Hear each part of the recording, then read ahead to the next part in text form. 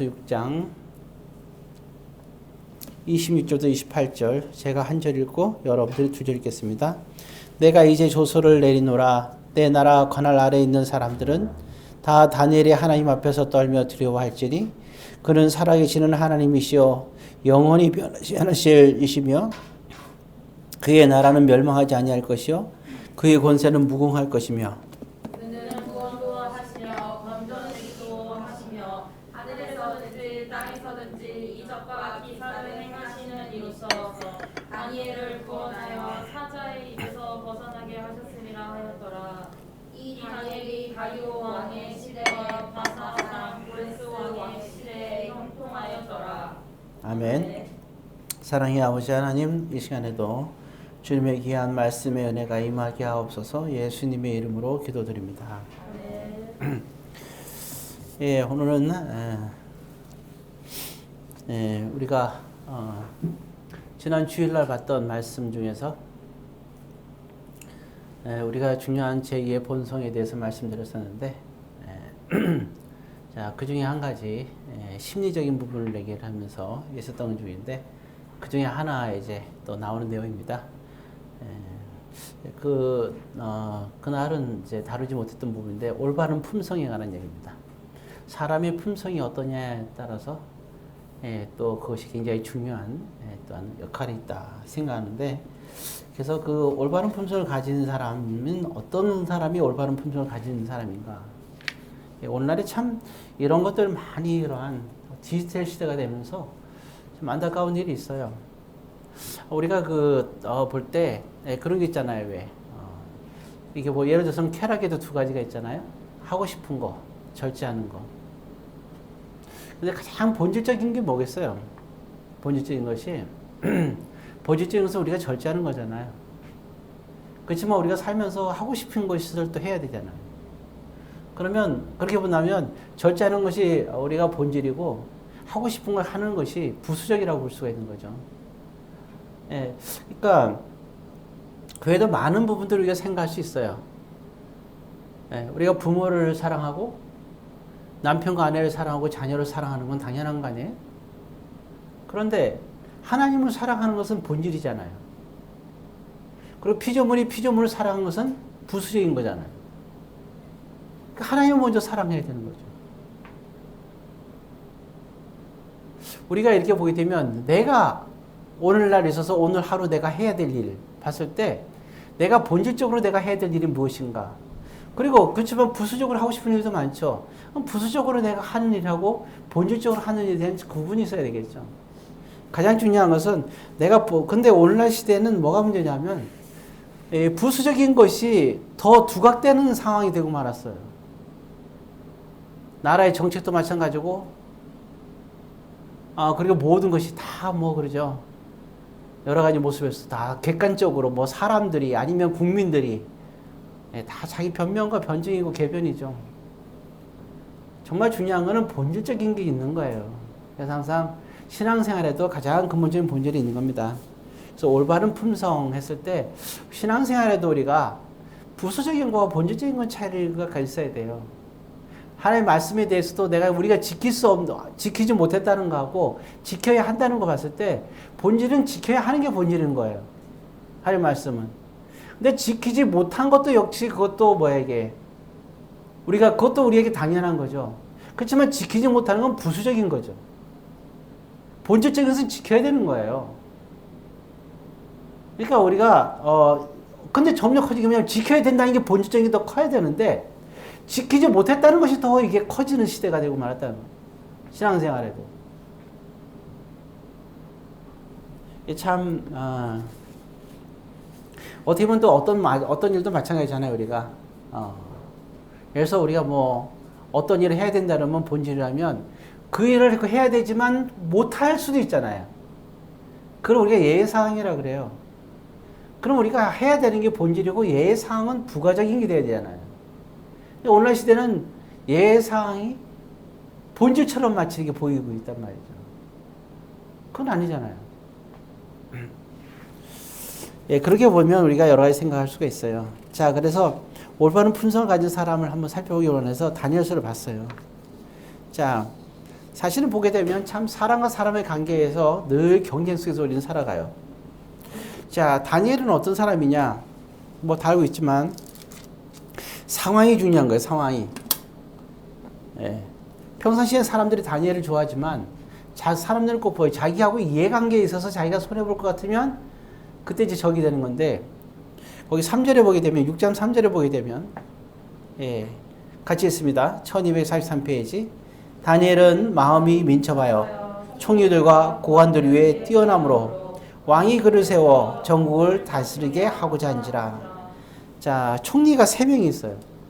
근데 총리 중에서도 가장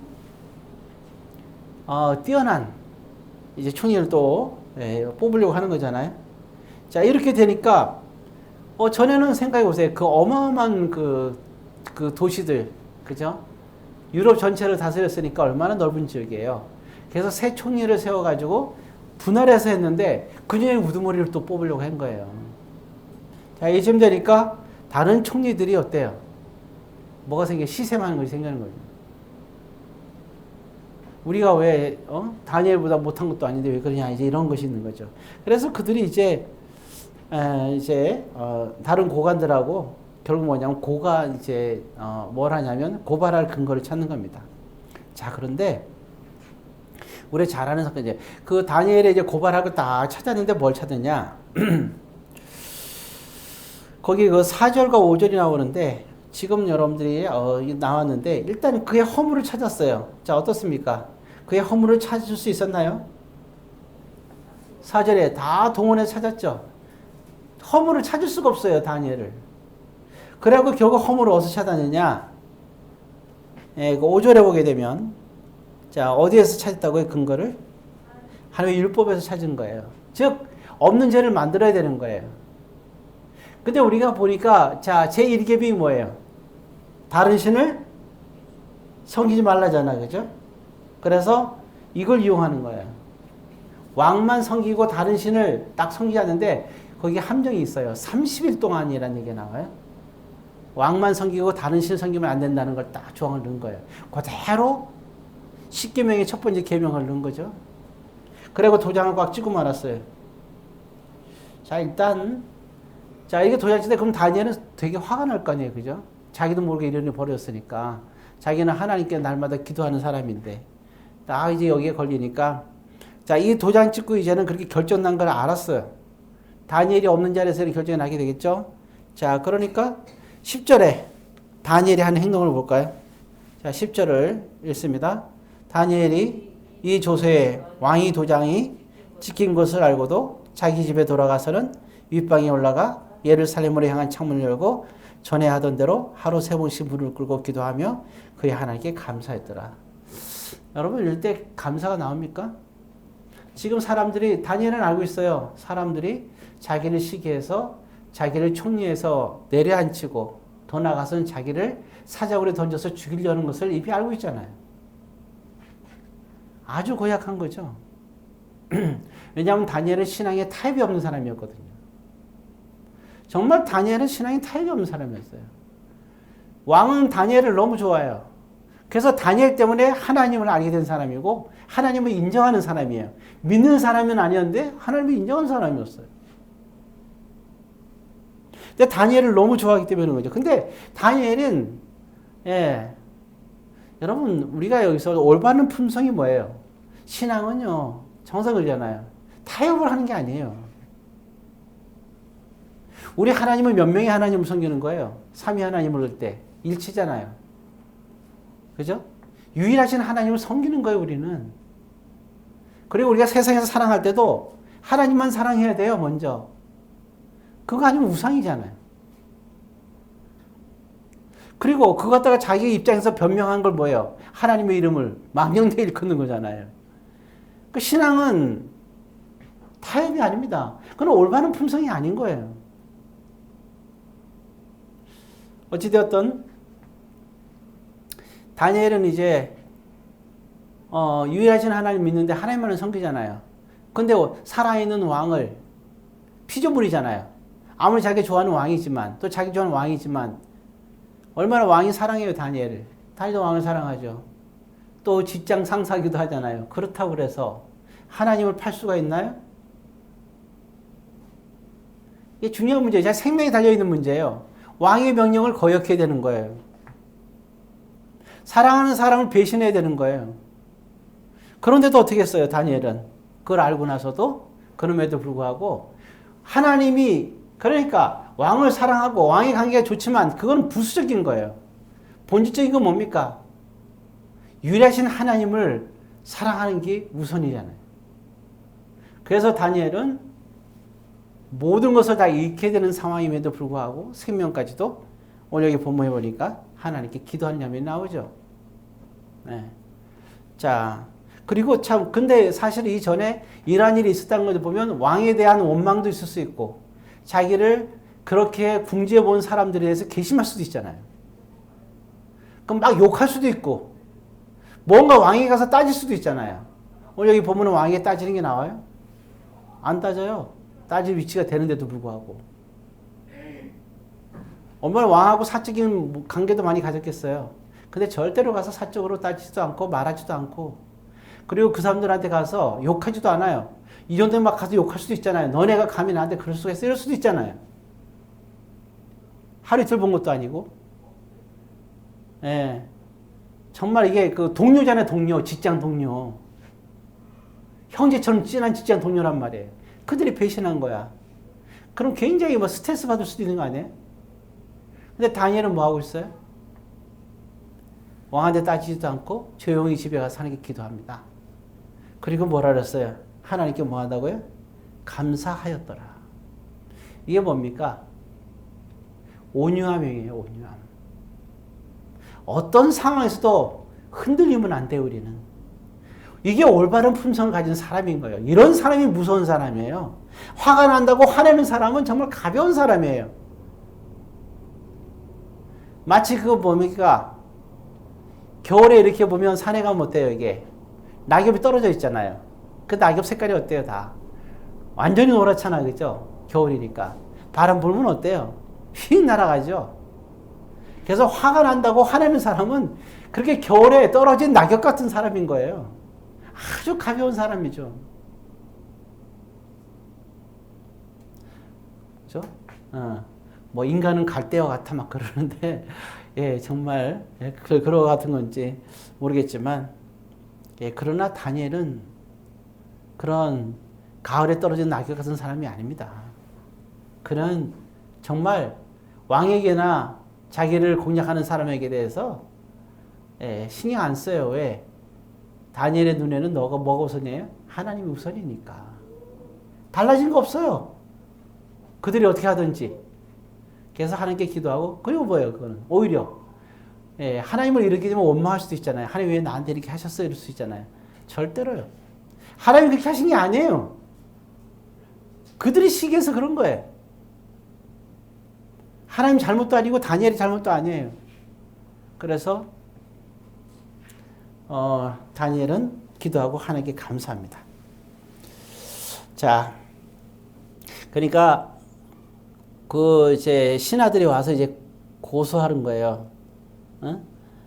지금 다니엘이 이 약속을 어겼습니다. 사적으로 넣어야 됩니다. 그랬더니 14절에 보니까 왕이 어떻게 하고 있느냐. 여기 이제 왕의 모습이 나죠. 자, 왕 한번 읽어봅시다. 왕이 이 말을 듣고 그로 말미암아 심히 근심해요. 어떻게 근심했다고요? 심히 근심은 뭐냐면 더 이상 근심할 수 없을 정도로 근심했다는 거예요. 이러는 심히 근심해요. 그 다음에 다니엘을 구원하라고 마음을 쓰며 그를 건져내려고 뭐 하다가 힘을 다하다가 해가 질 때까지 이뤘더라. 근데 결국은 자기도 못해요. 이 나라 법은 한번 도장 찍으면 왕도 거절을 못해요.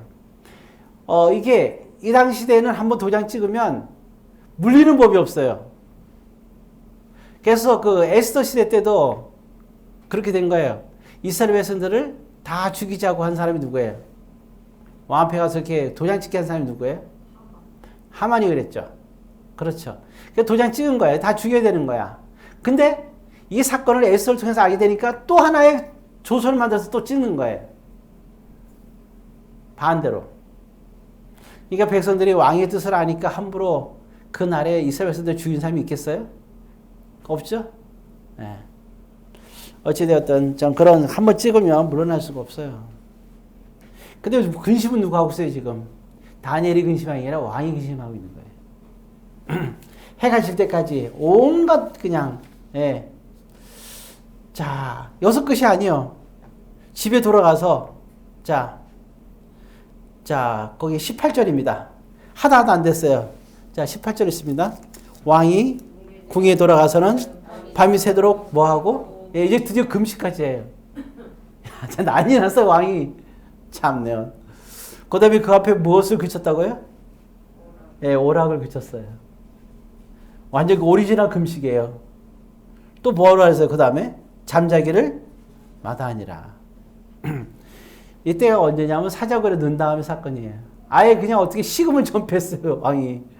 참 기가 막히죠. 예.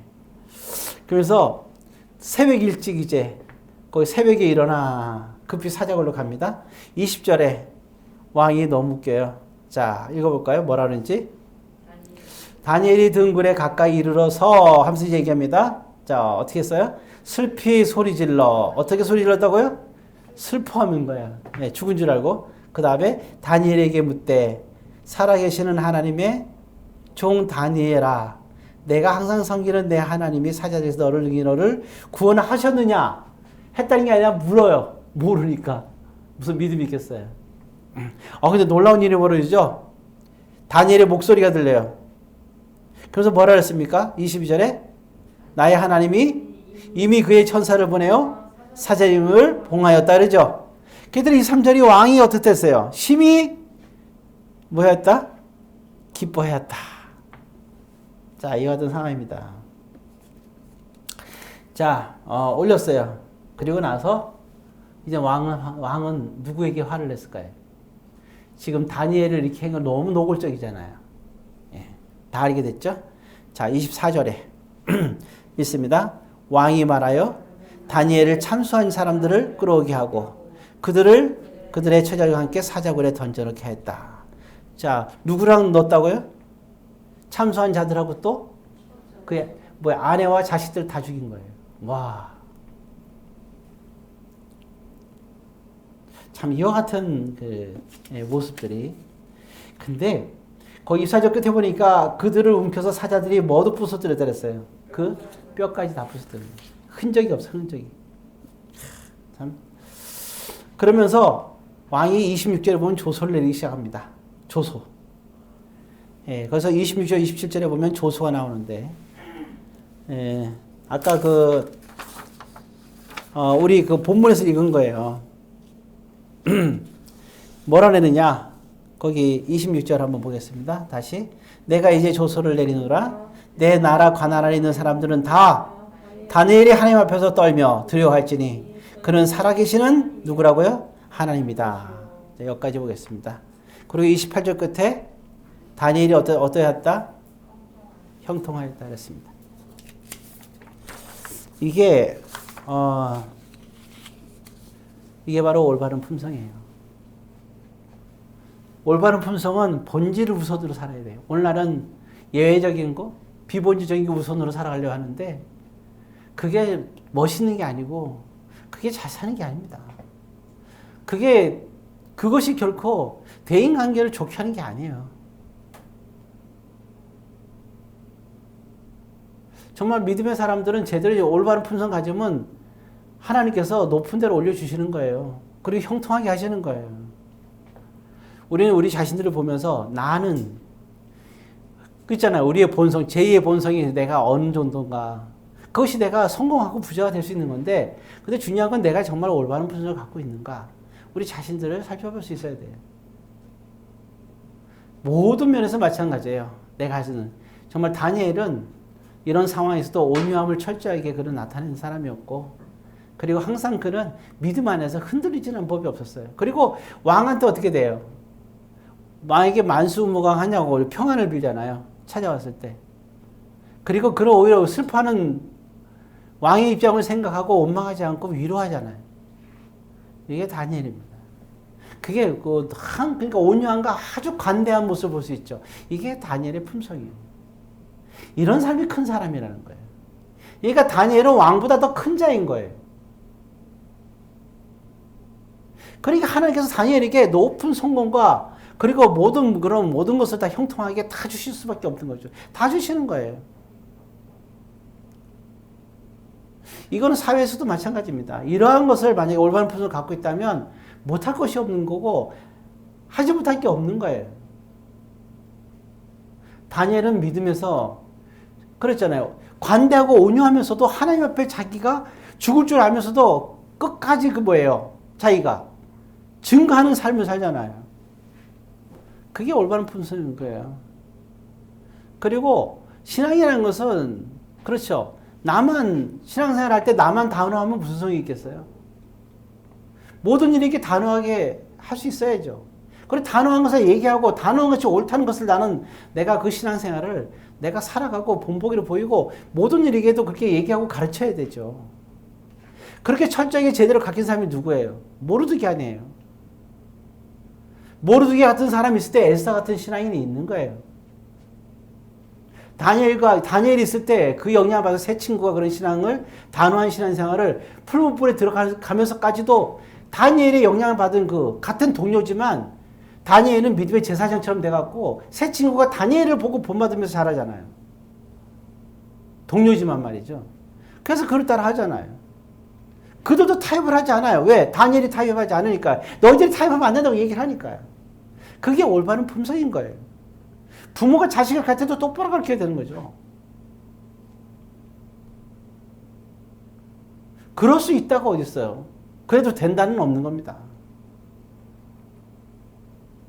이게 올바른 품성은 나만 갖고 있는 게 아니라 내 자녀에게도 갖게끔 해야 되는 거고 내가 스승이라면 제자들에게도 그렇게 얘기할 수밖에 당연히 할 수 있어야 되는 거죠. 그런데 믿음의 선배라면 그런 믿음으로 통해서 보여줘야 되는 겁니다. 이게 바로 올바른 품성이라는 거예요.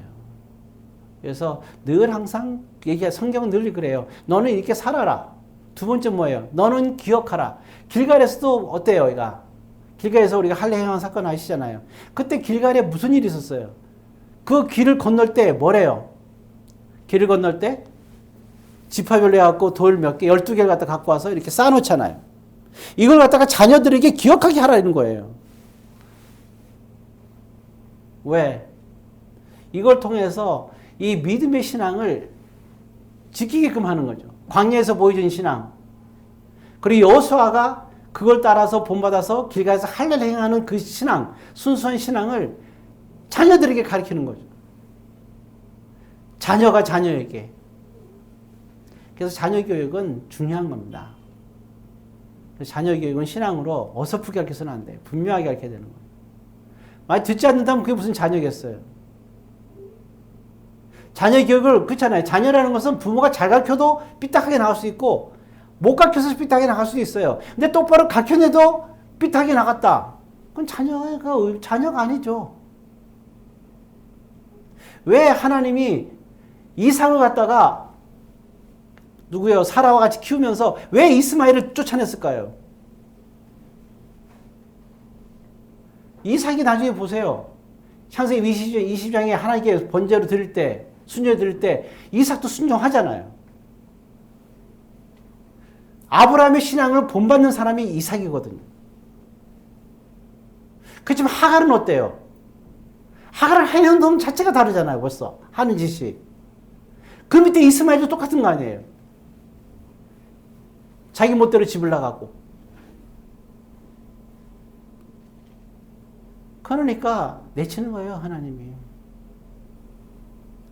신앙이라는 것은 우리가 분명한 신앙생활을 가져야 됩니다. 안 그러면 신앙의 본질을 잃어버려요. 우리 자신이 흔들리는 거예요. 엘리 제사장이 거기 있으면서 사무엘을 갖다 이렇게 맞아들이잖아. 그죠? 그래서 양자처럼 키우면서 신앙 성장하는 데 도와주잖아요. 그렇게 훌륭한 엘리 제사장 아니에요? 한나가 기도할 때 그 얘기를 들어주면서 위로하고 축복해 주는 사람이 바로 엘리거든요. 그런 훌륭한 엘리가 왜 그렇게 죽음을 당했어요? 왜 그렇게 결국 폐가망신 아니에요? 왜? 제사이면서 자식 교육 못 시켜서 그렇게 된 거 아니에요? 제사장이나 되면서 자식 교육 제대로 할 말을 못하고 잘못된 걸 지적하지 못하고 그걸 자식이라고 같이 껴안고 살으니 거기서 죽을 수밖에 없는 거죠. 오늘날의 기독교가 우리가 왜 이렇게 흔들려요? 자식들이 신앙생활 똑바로 안 하니까. 왜 못할까요? 그럼 부모에게 책임이 있는 거예요. 생육하고 번성하라고 땅을 정복하고 다스리라고 그랬잖아요. 왜? 어떻게? 생육과 번성, 자식들로 그렇게 하게끔 하라는 거예요. 하면 나라를 이루고 청지기가 되게끔 하라는 거예요. 그걸 위해서 하나님은 이스라엘을 선택했고 거기서 그러니까 이미 많은 백성들은 뭐 이게 순종이 할 수 없잖아요. 그 사람들 자기들 문화에 쩔어가지고 순종할 수 없는 거예요. 그래서 하나님께서는 나그네 인생을 살도록 아브라함을 이렇게 해갖고 나그네 인생을 살게끔 하면서 목축하고 하면서 거기서 그들의 문화에 영향을 안 받게 하셨잖아요. 거기서 오로지 신앙 공동체에서 하나님의 신앙만을 그들에게 얘기했어요. 할례와 십계명과 순종만을 그렇게 내게 가르쳐 준 거잖아요. 결국 신앙에서는 순종을 빼면 다 소용없는 거예요. 가장 중요한 본질이 신은 이게 순종이에요. 하나님께. 순종하지 않으면서 뭐가 있겠어요? 나는 이렇게 하고 싶다 저렇게 하고 싶다. 나는이 어디 있어요? 나는이. 순종이 내가 어디 있어요? 순종은 하나님이에요. 하나님이. 안 그래? 나는이 들어가는 순간 순종은 없는 거예요. 우리가 얼마나 좀 같잖아. 하나님 보실 때. 나는이 어디 있어요? 뭐가? 돈이 있다고? 지식이 있다고? 그 무슨 지식이고 무슨 돈이에요 이게? 그거는 순종이 아니에요. 창조주 하나님 앞에서 정말 이거는 말도 안 되는 얘기잖아요. 내가 어떻게 존재하게 됐는데. 하나님이죠. 하나님이. 순종은 그걸 가르치는 거예요. 하나님이 너를 이렇게 했다. 나는이 아니라. 나를 얘기한다. 부모는 자식에게 하나님이라고 가르쳐야 되는 거예요. 하나님이. 거기서 자식들은 순종하는 거고. 근데 거기서 나는 하는 자식이 생겼다. 불순종하는 거 아니에요. 그럼 하나님의 자녀가 아닌 거죠. 여러분들은 정말 신앙에 분명한 신앙을 가지세요. 예수님이 그럼 그 어머니하고 얼마나 어머님 훌륭해요. 마리아가. 동생들도 그렇고. 나중에 야고보가 베드로를 이어서 야고보서를 썼잖아요. 그런 야고보하고 엄마 손잡고 왔는데 뭐라 했어요? 당신 내 어머니가 아니고 그리고 내 형제가 아니다. 이거 그냥 얘기한 게 아니라 진짜 그렇게 얘기한 거예요. 계속 그랬으면 예수님은 끊었을까요, 관계를? 예수님은 단호해요, 그런 부분에서는. 그러니까 어머님도 돌이키고 야고보도 돌이켜갖고 나중에 야고보가 훌륭한 뭐예요? 베드로를 이어서 예루살렘 제2대 목회자가 된 거예요. 이게 그러니까 결국 이게 다니엘도 단호하게 믿음으로 하니까 왕은 기분 나쁠 수도 있잖아요. 왜? 자기한테 30일 동안 자기한테 자기를 섬길 수도 있잖아요. 근데 안 섬겼잖아요, 이게. 그럼 기분 나쁠 수도 있잖아요. 근데 왕은 기분 나빠하지 않잖아요. 왜? 오히려 인정하잖아요, 다니엘을. 다니엘이 분명 신앙으로 목숨 걸고 가니까 목숨까지 내놓고 다 내놓은 거 아니에요, 이게. 총이집도 내놓고, 모든 걸 다, 재산 다 내놓고 각오하고, 죽을 각오하고, 하나님 그걸 섬겼잖아요, 창문을 열고. 그러한 그 절대적인 신앙을 갖고 하나님께 딱 나갔을 때, 왕은 감동하는 거예요. 그리고 너의 하나님이 나의 하나님이다. 그리고 모든 백성들은 들으라. 너희들은 다니엘의 하나님을 두려워하라. 얘기하잖아요. 여러분, 우리 믿은 사람들이 이 단호함이 없을 때는 자식도 신앙에서 떠나는 거예요. 그리고 신앙에 단호함이 없을 때는 교회 본질이 다 흔들리고 더 나아가서는 저와 여러분들이 이 세상에서 우상 속에서 살아가게 되는 거예요. 거기에는 하나님의 역사 구원은 없는 겁니다. 올바른 품성이 가장 중요한 것은 다니엘 같은 분명한 믿음이에요. 예. 신앙의 열정과 감동으로 이제는 내가 아닌 하나님이 그렇게 여러분들이 가지고 정말 올바른 품성으로 온유함과 간대함을 가지고 살아가기를 주의 이름으로 권면드립니다.